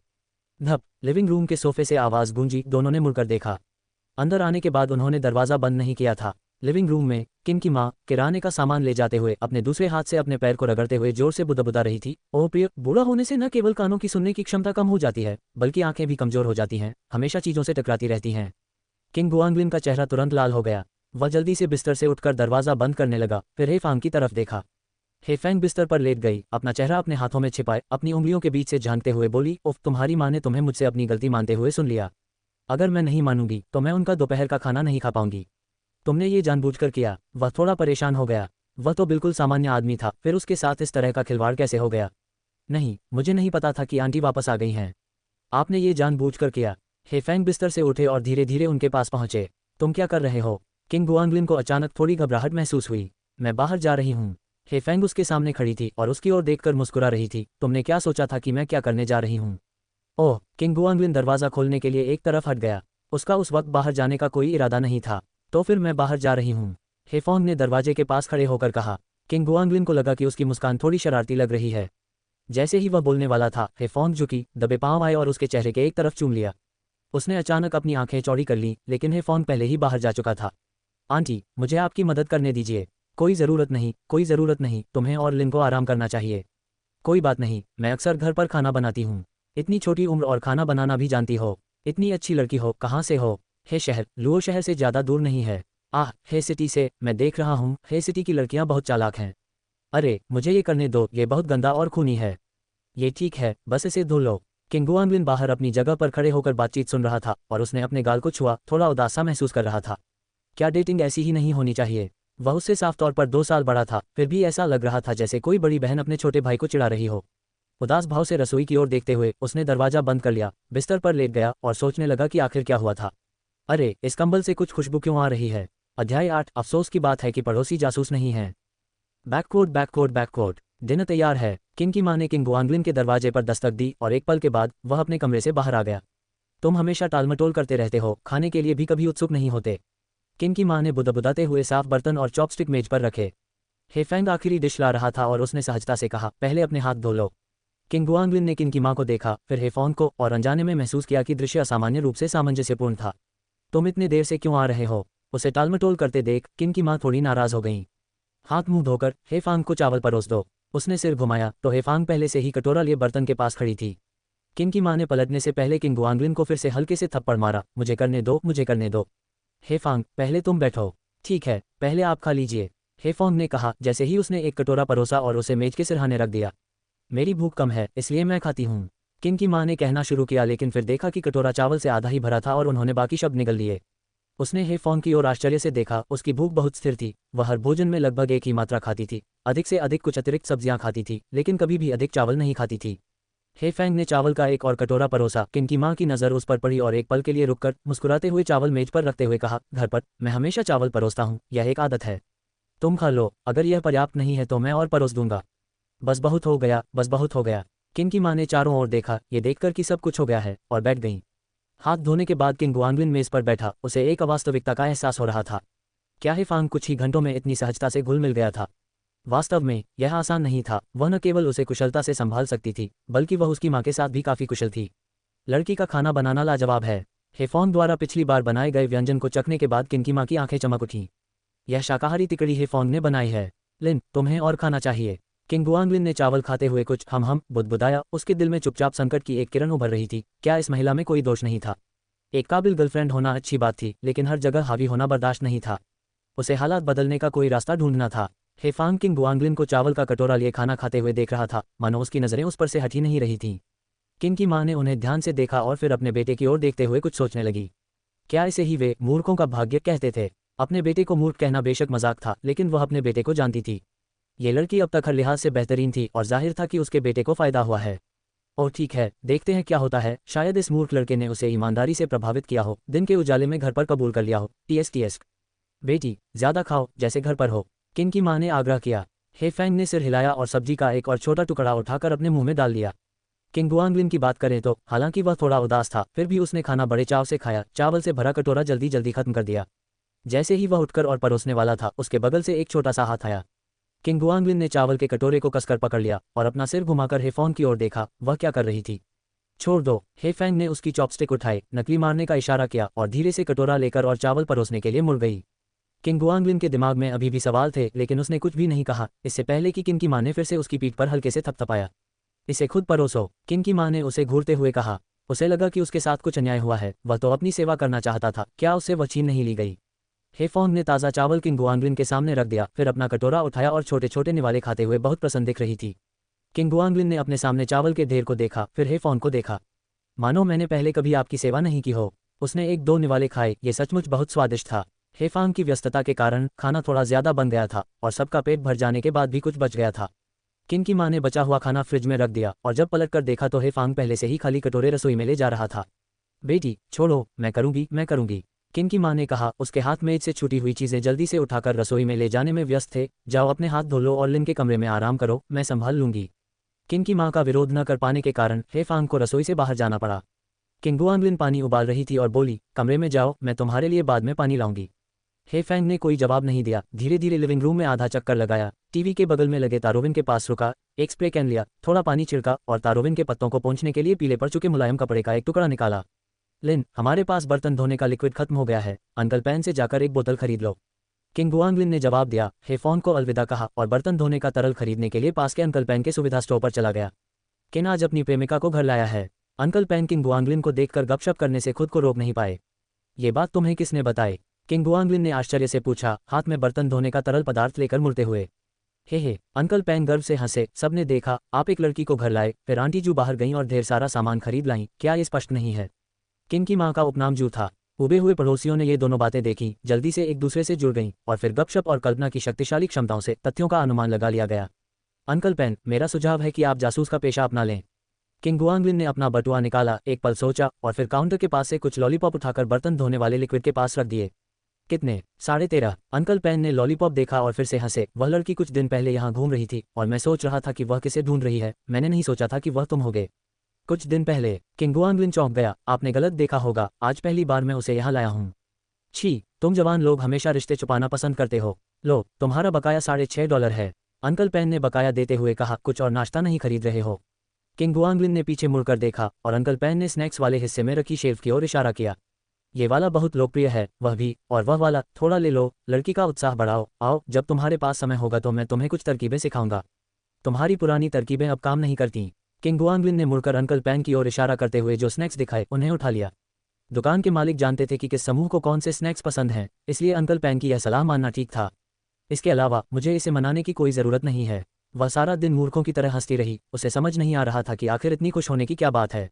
इससे कोई फर्क नहीं पड़ता कि यह पुराना है या नया, जब तक ये काम करता रहे। अंकल पैन ने एक बार फिर छुट्टे गिने। ठीक है, मेरी माँ बर्तन धोने वाले लिक्विड का इंतजार कर रही है। अंकल पैन, अब आपको जाना होगा। इन पड़ोसियों में सब कुछ अच्छा था, सिवाय उनके मुंह के, जो लाउड स्पीकर की तरह थे, इसलिए जब भी किसी को अच्छी नौकरी मिलती थी या कोई रिश्ता बनता था तो एक बार एक व्यक्ति को पता चल जाता था, अगले दिन सभी को पता चल जाता था। बर्तन धोने का लिक्विड खरीदने में तुम्हें बहुत समय लग गया। दरवाजा खुलने की आवाज़ सुनकर रसोई से बाहर आते समय किन की माँ बुदबुदाई और जब उसने किंग गुआंगलिन द्वारा लाए गए स्नैक्स के बैग को देखा तो उसने अपनी शिकायतें बंद कर दी। तुम समझदार हो गए हो बच्चे। बैककोट। अध्याय 9 बुरे काम गुप्त रूप से क्यों करते हैं। जब उसने दरवाजा खोला तो किंग गुआंगलिन ने हेफोंग को बिस्तर पर लौटते हुए देखा। जब उसने शोर सुना तो वह रुक गई और दरवाजे की ओर देखने लगी। मुझे नहीं पता था कि आपको क्या पसंद है, इसलिए मैंने हर चीज़ थोड़ी थोड़ी खरीद ली, किंग गुआंगलिन ने उसे दिखाने के लिए स्नैक्स का बैग उठाते हुए कहा। गर्लफ्रेंड टाइटल का फ़ायदा इतनी जल्दी शुरू हो गया। हेफांग को हैरानी हुई जब उसने बैग लिया। मुझे लगा था कि तुम्हें सिखाने में समय लगेगा, तुम तो ज़्यादा समझदार हो गई हो। उसके कहने का क्या मतलब था? क्या वह मेरे जैसे समृद्ध भावनात्मक अनुभवों वाले व्यक्ति को कम आंक रही थी? किंग गुआंगलिन बिस्तर पर बैठ गई। बॉयफ्रेंड को क्या सुविधाएं मिलती हैं? हेफेंग ने पहले ही चिप्स का एक पैकेट खोल लिया था और उसका प्रश्न सुनकर उसने एक टुकड़ा उठाया और उसके होठों से लगाते हुए कहा, तुम्हें पहली चिप देना एक विशेषाधिकार है। चिप गटकने से पहले वह 0.3 सेकंड के लिए हिचकिचाया। अब चूंकि वे डेट कर रहे थे इसलिए इसे छेड़खानी नहीं माना जा सकता था। बस इतना ही। उसने सोचा कि यह कुरकुरा, सुगंधित और स्वादिष्ट था। और क्या चाहिए तुम्हें? हेफेंग ने अपना सिर झुकाया, उसकी ओर देखा और धीरे से अपने मुंह के कोने को चाटा। किंग गुआंगलिन ने उसकी हरकत देखी और जब उसने उसके गुलाबी होंठ देखे तो अचानक उसे संतरे के स्वाद वाले लिप बाम का ख्याल आया और उसने भी सहज रूप से अपने होंठ चाट लिए। वह क्या चाहता था? उसकी नज़र ऊपर उठी और जब उसने हेफांग की आंखें देखीं तो उसे लगा कि कुछ गड़बड़ है। ओह, तुम ये चाहती हो? हेफेंग की आंखें 2 बार झपकीं और वह धीरे धीरे करीब झुक गई। क्या? किंग गुआंगलिन थोड़ा सा चकरा गया, उसका भय बढ़ता जा रहा था। वह उसकी सांसें महसूस कर सकता था। किंग गुआंगलिन उसे घबराहट से देख रहा था। अचानक हेफोंग बिस्तर पर गिर पड़ा, चिप्स खाते हुए उसे देखकर मुस्कुराया। अगर तुम्हें कुछ चाहिए तो आकर खुद ले लो। किंग गुआंगलिन को लगा कि उसे फिर से छेड़ा जा रहा है। गुस्से में वह झुक गया। अब मैं उसका बॉयफ्रेंड हूँ, क्या उसे लगता है कि मैं डरता हूँ? ऐसा नहीं है कि हमने चुंबन नहीं किया है। पानी उबल रहा है, किन की माँ ने केतली से दरवाज़ा खोलते हुए कहा, फिर उसे बंद कर दिया। उफ, मैं गलत थी, पानी अभी उबल नहीं रहा है। बुढ़ापे में आंखें अविश्वसनीय हो जाती हैं। उद्धरण चिन्ह डॉट डॉट डॉट उद्धरण चिन्ह। किंग गुआंगलिन करवट बदलकर बिस्तर पर लेट गया। उसका दिल तेजी से धड़क रहा था। उसके पास होने मात्र से ही उसकी यह हालत हो गई थी। ऐसा नहीं चलेगा, उसे इस बारे में किसी से सलाह लेने की जरूरत थी। क्या सभी महिलाएं ऐसी ही मोहिनी होती हैं? हेफोंग ने अपनी बाहों का सहारा लिया और मुस्कुराते हुए उसे देखने लगी। किंग गुआंगलिन को थोड़ी शर्मिंदगी महसूस हुई, इसलिए उसने उसकी ओर पीट कर ली। वह चुपचाप किंग गुआंगलिन के पास गई और उसके कान में फुसफुसाया, मैं गर्भवती हूँ। क्या? किंग गुआंगलिन की आंखें चौड़ी हो गईं और उसने हेफोंग की ओर देखा। मैं बच्चा पैदा करने वाली हूँ, हेफोंग ने शर्मीले भाव से उसके पेट को सहलाते हुए कहा। उद्धरण चिन्ह डॉट डॉट डॉट उद्धरण चिन्ह। किंग गुआंगलिन के होंठ 2 बार हिले। ये कब हुआ? तुम्हें पता नहीं था? उसने किंग गुआंगलिन को देखा और उसका हाथ अपने पेट पर खींच लिया। इसे महसूस करो। उसने चुपचाप अपने हाथ के नीचे नरम गर्मी महसूस की। ये किसका है? आपका? मेरा? हाँ। हेफेंग एक छोटी लोमड़ी की तरह शरारत से मुस्कुराया।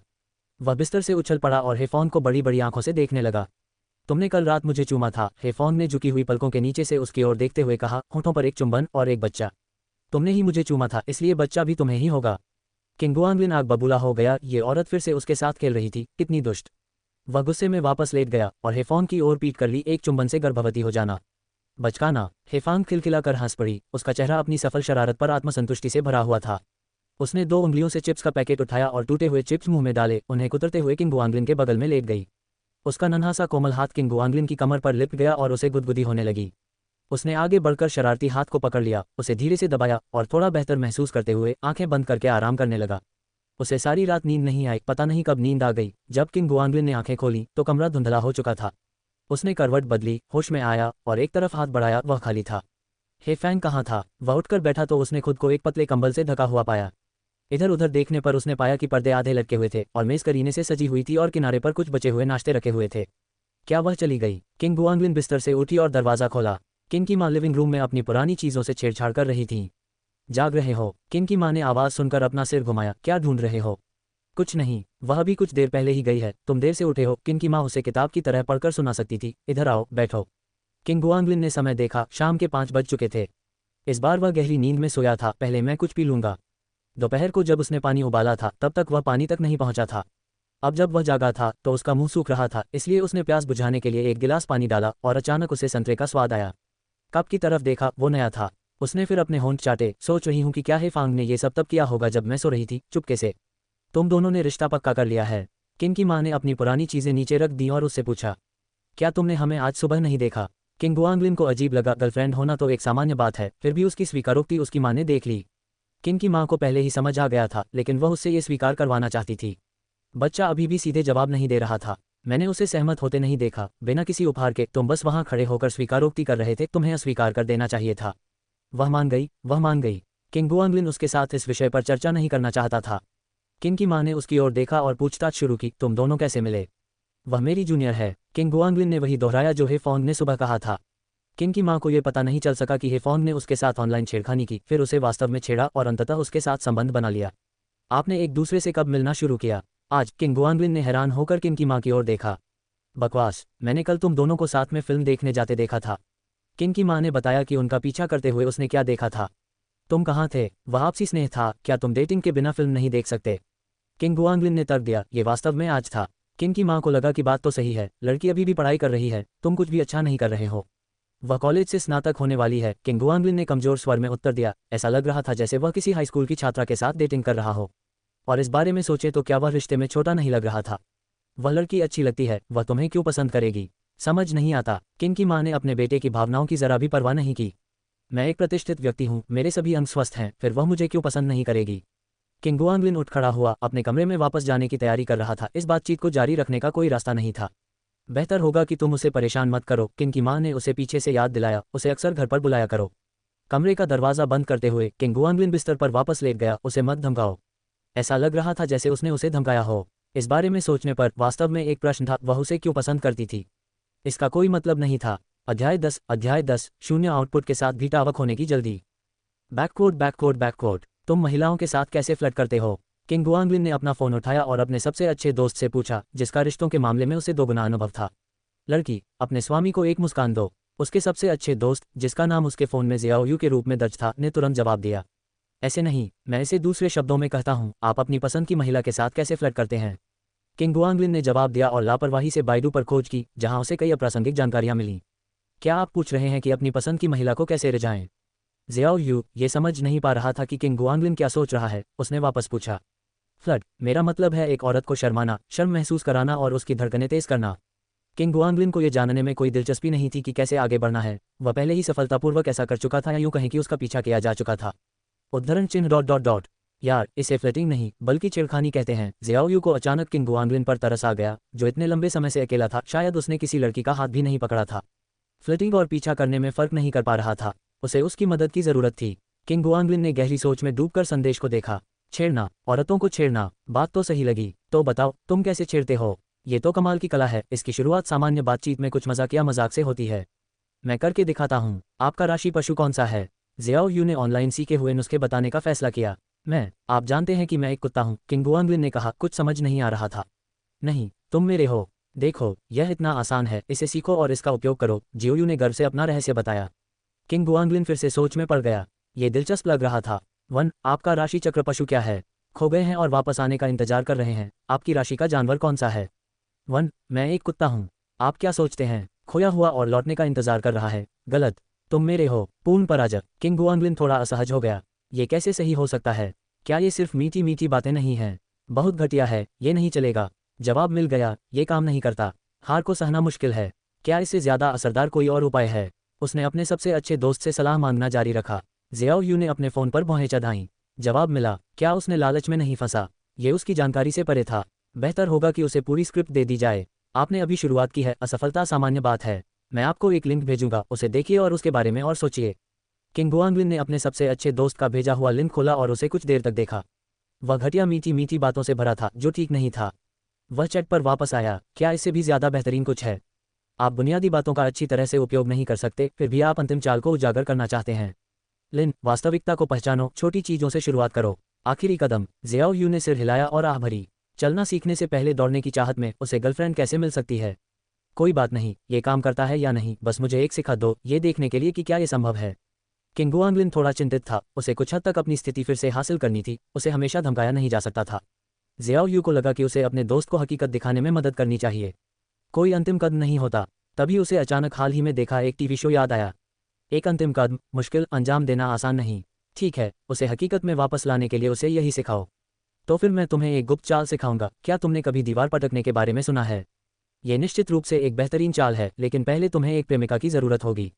और प्रेमिका पाने के लिए तुम्हें पहले इसकी मूल बातें सीखनी होंगी। किंग गुआंगलिन ने अपने दोस्त की बात अनसुनी कर दी। उसकी पहले से ही एक गर्लफ्रेंड थी, उसे बस एक उपाय चाहिए था ताकि उसे तंग न किया जाए। बाइडू खोला, दीवार स्लैम खोजा, तो यह ऐसा था। कठिनाई वास्तव में अधिक थी, लेकिन प्रभाव के बारे में सोचते हुए ये वास्तव में एक अंतिम कदम था। इसे आखिरी उपाय के तौर पर ही रखना। अगर वो लड़की किस करने और प्रेग्नेंट होने के मजाक में हद से ज़्यादा आगे बढ़ गई, तो वो उस पर आखिरी वार कर देगा। उसका फ़ोन फिर बज उठा। खोया हुआ और वापस आने का इंतजार कर रहा हूँ। आइए फिर से शुरू करें, मैं आपके साथ सहयोग करने का वादा करता हूँ। ऐसा नहीं हो रहा है। खोया हुआ और वापस आने का इंतजार कर रहा हूँ। मैं कसम खाता हूँ, मैं निश्चित रूप से सहयोग करूँगा। मैं मना करता हूँ। खोया हुआ और वापस आने का इंतजार कर रहा है। अच्छा, आप कब जागे? अभी कुछ देर पहले ही जागा हूँ। खोया हुआ और वापस आने का इंतजार कर रहा हूँ। तो फिर आज रात आपको सोने में कठिनाई होगी। मुझे जाते समय आपको जगा देना चाहिए था। किंग गुआंगलिन ने यह बातचीत देखी और उसे कुछ अजीब लगा, लेकिन वह कुछ भी गलत नहीं बता सका। उसने फ़ोन रख दिया और कुछ देर सोचा, फिर उसे दोबारा उठाया और चैट खोली। मेरा एक प्रश्न है। खोया हुआ और वापस आने का इंतजार कर रहा है। क्यों? खोया हुआ और वापस आने का इंतजार, इसमें बहुत सारे क्यों नहीं हैं। आप जानते हैं कि मैं क्या पूछ रहा हूँ? मैं जानना चाहता हूँ। फ़ोन काफ़ी देर तक खामोश रहा और किंग गुआंगलिन ने उसे यूं ही एक तरफ रख दिया। अब और इंतज़ार नहीं करना था। उसे पहली नज़र के प्यार पर यकीन नहीं था। बिना ज़रा सी समझ के पहली नज़र में किसी को पसंद करना वासना जैसा लगता था। पहली नज़र का प्यार हमेशा वासना जैसा लगता है, वरना किसी बदसूरत व्यक्ति के साथ पहली नज़र के प्यार के बारे में किसने सुना होगा? हेफॉन को जानने से लेकर साथ रहने तक ये सब हेफॉन द्वारा निर्देशित था, जिससे मित्र बने, मिलने का मार्गदर्शन मिला, उसे पसंद करने का मार्गदर्शन मिला, फिर स्वीकारोक्ति का मार्गदर्शन मिला। इसका कोई कारण अवश्य होगा। क्या ये हो सकता है कि वह उसके प्रति वासना से ग्रस्त थी? उनकी भावनात्मक बुद्धिमत्ता भले ही थोड़ी कम थी, लेकिन उनकी आईक्यू बिल्कुल भी कम नहीं थी। खाने का समय हो गया है।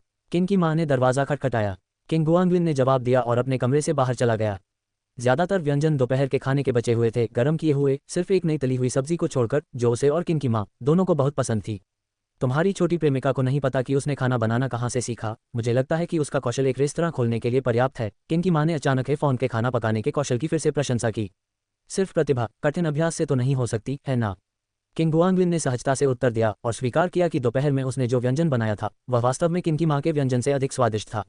चाकू चलाने का ये हुनर सिर्फ हुनर नहीं हो सकता, बचपन से ही अपने परिवार के लिए खाना बनाती रही है। किन की माँ कड़ी मेहनत में ज्यादा विश्वास रखती थी। तुम उसके बारे में क्या सोचते हो? किंग गुआंगलिन ने चॉपस्टिक से चावल के 2 बड़े कौर निगल लिए, फिर सोचते हुए ऊपर देखा, चबाने लगा। मुझे लगता है मुझे कोई नौकरी ढूंढनी चाहिए। सारा चावल निगलने के बाद उसने कहा, फ्रीलांस की नौकरियां बहुत अस्थिर होती हैं, किसी स्टूडियो में नौकरी करना ही बेहतर है। क्या अब तुम ठीक नहीं हो, आज़ाद हो और अपना गुजारा खुद कर पा रहे हो? किन की माँ ने खाना खत्म करते हुए अपना कटोरा और चॉपस्टिक नीचे रख दिए। अब ये सिर्फ मेरे बारे में नहीं है। किंग गुआंगलिन ने खाना तेज कर दिया। किन की माँ उसकी बात समझ गई और उसे आश्चर्य से देखने लगी। क्या ये लड़का अचानक बड़ा हो गया है? हाँ, परिपक्वता अक्सर पल भर में आ जाती है। एक बच्चे और एक वयस्क के बीच का अंतर जिम्मेदारी के एहसास का होता है। जब उन्हें जिम्मेदारी का एहसास होता है और वे उसे स्वेच्छा से स्वीकार करते हैं तो वे वयस्क बन जाते हैं। परिवार शुरू करने का समय आ गया है। किन की माँ आधी अनिच्छुक, आधी उदास और 99% संतुष्ट थी। रात के खाने के बाद किंग गुआंगलिन अपने कमरे में लौट आया, लापरवाही से बिस्तर के पास से फोन उठाया जिसमें एक अपठित चेक दिखाई दे रही थी और देखने के लिए क्लिक किया। खोया हुआ और लौटने का इंतजार कर रहा हूँ, क्योंकि तुम हमेशा मुझसे आधा कदम पीछे खड़े रहे हो। किंग गुआंगलिन ने एक क्षण के लिए सोचा। उसे कुछ समझ नहीं आ रहा था, लेकिन इससे कोई फर्क नहीं पड़ता था, देर सवेर उसे पता चल ही जाएगा। अब ये पुष्टि हो गई है कि वह उसे पसंद करता था और वह भी उसे पसंद करती थी और वे पहले से ही डेटिंग कर रहे थे, इतना ही काफ़ी है। उंगलियों ने कीबोर्ड पर धीरे से टैप किया। चैट विंडो में एक लाइन दिखाई दी, भेजा गया। 1, आपकी राशि का पशु कौन सा है? बैककोट बैककोट बैककोट। आगे की कहानी सुनाने के लिए एम स्टोरी वर्ल्ड को सब्सक्राइब करो।